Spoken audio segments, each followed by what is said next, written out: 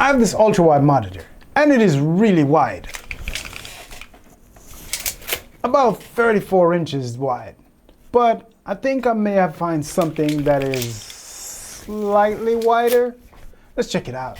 This is Innocn 44C1G ultra-wide monitor. And OMG, this box is huge. But what I really want to know is this thing any good? And can it actually replace my current ultra-wide monitor? To get any of these questions answered, we definitely got to get inside and take it out and check it out. So let's do that now. As far as ports go, we got a USB Type-C 65 watt power delivery port to keep your supported device charged while you're using it, a display 1.2 port and 2 HDMI port, 2.0 and a 1.4, as well as one 3.5mm audio jack port. And then you got the power plug over there. And as you can see right over here on the back, we're gonna check that out in a little bit more detail, but this is your VESA 100x100. All right, let's get this thing set up. All right, so I finally have this thing set up and I've been using it for a little bit. And I think I now understand why this thing exists in the first place and who is it for. But before we get into that, I think I have to say that when you're asking for an ultra-wide monitor, you just have to be careful what you wish for, because you might just get it. And it might scare the jeepers creepers out of you. Now seriously, look how wide this thing is. This is not your average run-of-the-mill ultra-wide monitor like the one I've been using for the past 2 years or so. As a matter of fact, this one falls under the category of what they call a super ultra-wide monitor at an insanely wide 44 inches. Well, technically 43.8 inches, but who's counting? With a full HD 3840 by 1080 IPS 120 Hz display. Just look how crazy ultra wide this monitor is. Now, I'm serious. When you have this monitor on your desk, you're essentially rocking a dual display setup in one monitor. I know that sounds kind of weird saying it that way, but I mean, it is what it is. Right? Most of the other ultra-wide monitors that you see on the market have an aspect ratio of 21:9, which is really wide. But nah, not this one, not this thing. This thing has a super ultra-wide display with an aspect ratio that is 32:9, which is seriously wide. To be honest though, there's not a whole lot of content available to take advantage of what this monitor has to offer right now. But I mean, for those supported games though, and for future proofing for when more content drop, I mean, why not? It also covers 96% of the DCI-P3 color gamut and 100% of the sRGB color space. Plus, it has a delta E value under 2, which is seriously important for professional work. And it also has support for HDR 400, aka this display is capable of HDR with a minimum of 400 nits, which also means that it supports professional colors, and it's dope for high quality content consumption and creation. Plus, it also has AMD FreeSync support, which means you already know. Come on. So I'm not gonna try to make this video way longer than it needs to be. I mean, since there's already a couple other reviews out on this monitor already on YouTube, I'll definitely link some of those down in the description so you can get more information. What I'm gonna do instead is I'm just gonna try to cram as much detailed information in as short a time as possible, with as much useful information as I can, sharing my experience and some of my overall observation, which means I'm probably gonna serve you up the vinegar and salt first, and then I'm probably just gonna give you some milk and honey afterwards and leave the decision making up to you. All right, so if you have a 2K or a 4K monitor currently using, then this 44C1G might seem or might be a slight step down from those as far as the resolution is concerned, since this one has a 3840 by 1080 display, which might not be as sharp as those 2K and 4K monitors. But to be totally honest though, I've been using it for a little while, and I mean, it looks pretty good. It's just not as sharp though. However, if that lower resolution monitor is not a problem for you, what might be a pause for concern is the display port and the HDMI port, which has been a real pain in the butt for me personally, since it has this thing where it just have a mind of its own, where it just chips out every now and then for seconds at a time while I'm using it.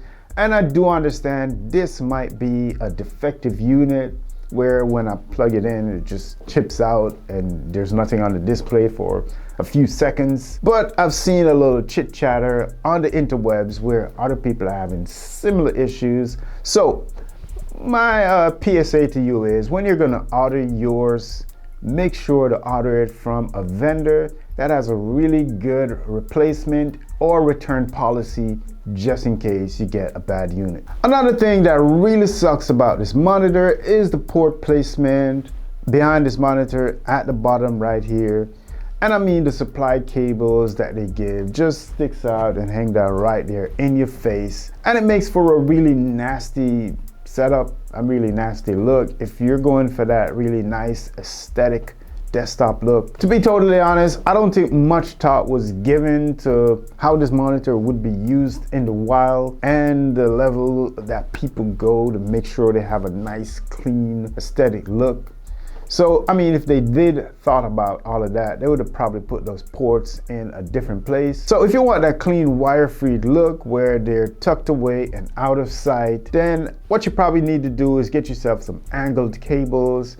I'm gonna leave some links down in the description to some that I find on Amazon. I'm definitely gonna be adding to this for my next video, with some angled cables, some Type-C, DisplayPort, HDMI, and possibly a power cable down in the description, so you can check those out and get those instead if you're about that aesthetic life. The monitor stand is really good as far as functionality. It can tilt, swivel, adjust the height. However, for me, the max height seems just a little bit too low when it's on my desk. So it depends on your height and your use case. You'll probably still need to get an additional monitor riser just to get it up to the right level to meet your eyeballs. Now, one of the things that might be one of the biggest deal breaker for this monitor is the fact that it's not a curved display. Look, having a curved display this wide is really good. Trust me, it's kind of insane, but it's really good. But when you introduce a flat panel, no curve,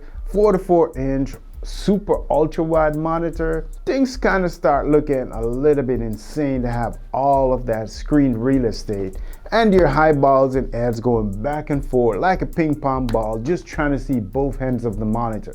To be honest, I did get a little bit overwhelmed. I mean, at first, for the first couple of days or a week of using the monitor, I was trying to see both ends when I was using it until I figured out my workflow. Now, with all the things that I just mentioned, it's leaving a bitter, salty taste in your mouth about this monitor, and it's having you second guessing your choice if you were really thinking about getting this one.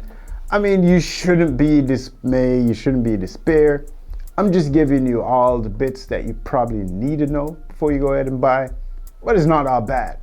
This is actually all good, or mostly good. This is a very, very wide and beautiful super ultra wide monitor, and one of the superpowers of this monitor is the fact that it's a premium ABS panel. And long story short, an ABS panel offers superior brightness and wider viewing angles due to the higher aperture. And even though it's a full HD resolution monitor, content like movies, videos, photos, and when I'm editing these videos do look good on this thing, and it do make you want to go back and check the specs and also go back and check the price, and then you think to yourself, man, this is a really good deal. And that's where you're reminded this is an AMD FreeSync and HDR400 compatible monitor, and there is no doubt that content look pretty and vivid, plus the factory calibration of a delta E value of less than 2 makes colors almost realistic and accurate. The viewing angles are great. You get 120 Hz eye refresh rate. It wasn't built as necessarily a gaming monitor,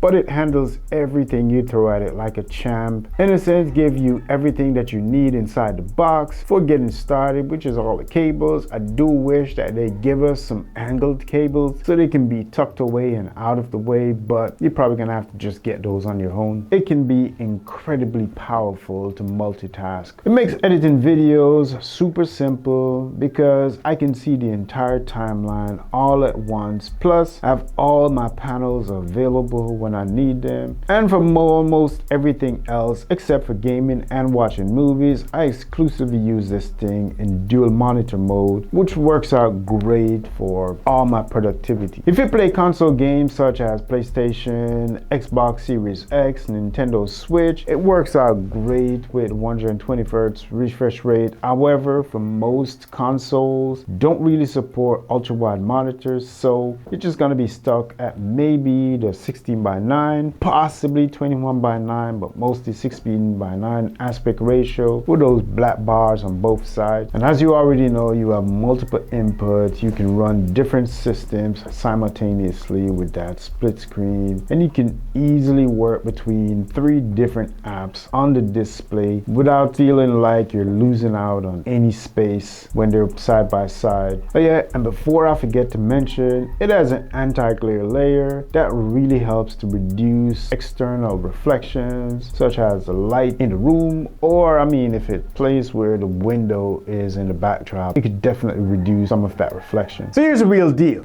If you're looking for the best ultra-wide monitor, then this is probably not it. But what this thing has going for it is a very low price point compared to a very high quality materials that it's made with, and a beautiful display and really good performance for the price. There's a lot more monitors out there that is way better than this one. I mean, better features, better panel, and quite possibly better performance than what this one has to offer. But I really like this one.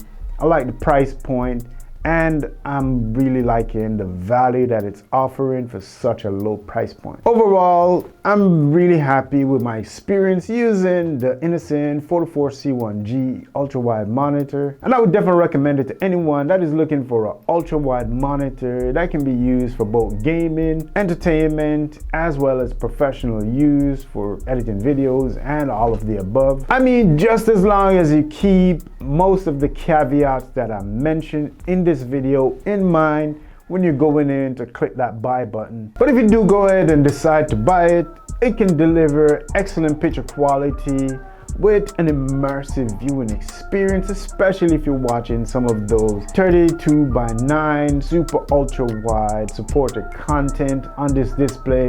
You'll definitely enjoy your experience. I can definitely recommend this one, especially if you know what you're getting into, like I just mentioned, and you know how to use it for what it's made for. All right, that's it. That's the review. Before you click away, make sure you click the like button on your way out and leave a comment. Let me know which monitor you want to see me check out next, ultra-wide monitor, and if you want me to compare this to something else.